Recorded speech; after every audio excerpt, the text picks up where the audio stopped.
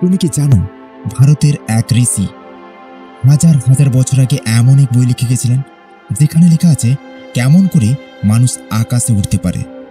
না, এটা কোনো সাইফাই গল্প না, এটা বাস্তব ইতিহাসের এক লুকোনো অধ্যায়, যেটা শুনলে তোমার মেরুদণ্ড ঠান্ডা স্রোতে বইবে। আজ তুমি জানতে চলেছ সেই রহস্য, বিমানিকা শাস্ত্র, যেখানে হয়তো লুকিয়ে আছে আমাদের অতীতের ভবিষ্যৎ। তুমি ভিডিওটা শেষ পর্যন্ত দেখো, কারণ শেষে এমন কিছু বলবো যেটা শুনলে হয়তো ইতিহাসকে নতুন চোখে দেখবে। ঋষি ভরদ্বাজের হারানো প্রযুক্তি, আকাশে ওড়ার গল্প। অনেক অনেক বছর আগে, যখন পৃথিবীতে ঘোড়ার গাড়িই ছিল মানুষের সবচেয়ে বড় যান, যখন আকাশে উড়ে বেড়ানো ছিল দেবতাদের গল্প, সেই সময়ই ভারতে এক ঋষি লিখেছিলেন আশ্চর্য বই। বইটার নাম বিমানিকা শাস্ত্র। শোনা যায় এই বইতে প্রথম লেখা হয়েছিল উড়ন্ত যানের কথা। একটা যান যা চলত সূর্যের শক্তিতে, যার গায়ে ছিল 4 ধাতুর মিশ্রণ, তাম্র, ক্রুঞ্চক, লোহা আর সোমক। ঋষি ভরদ্বাজ লিখেছিলেন এই যান শুধু আকাশে উঠতে পারে না, পারে দেশান্তরে, এমনকি অন্য গ্রহতেও যেতে।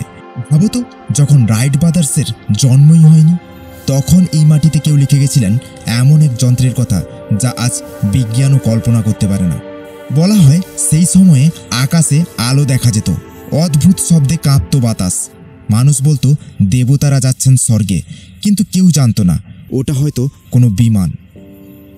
1952 সালে কাশ্মীরের এক প্রত্নতাত্ত্বিক খনন করেছিলেন। তিনি নাকি এমন এক ধাতুর টুকরো পান যার গঠন কোনো আধুনিক ধাতুর মতো নয়। তিনি দাবি করেন এটাই হয়তো সেই বিমানের অংশ।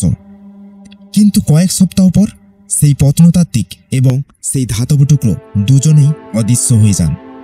এখনো পর্যন্ত কেউ জানে না কোথায় গেল সেই প্রমাণ। কেউ বলে সরকার নাকি তাকে গোপন করেছে, কেউ বলে সময় নাকি তাকে গিলে ফেলেছে। আজ আমরা রকেট বানাই, ড্রোন চালাই, চাঁদে মঙ্গলে মানুষ পাঠাই, কিন্তু হাজার হাজার বছর আগে যখন বিদ্যুৎ ছিল না, তখন কিভাবে তারা জানতো উড়ন্ত যানের নকশা? হয়তো আমরা ভাবি আমরা আধুনিক, কিন্তু আসলে আমাদের অতীতটা ছিল ভবিষ্যতের থেকেও এগিয়ে। হয়তো মন্দিরের দেওয়ালে সেই খোদাই আছে। শুধু শিল্প নয়, এক হারানো বিজ্ঞানের স্মৃতি। তুমি কি ভাবছো বিমানিকা শাস্ত্র এটা কি সত্যিই এক প্রাচীন প্রযুক্তির দলিল, নাকি পুরাণের রূপকথা? কমেন্টে জানিও, কারণ সত্য কখনো পুরনো হয় না, সে শুধু অপেক্ষা করে যেন কেউ আবার তাকে খুঁজে বের করবে।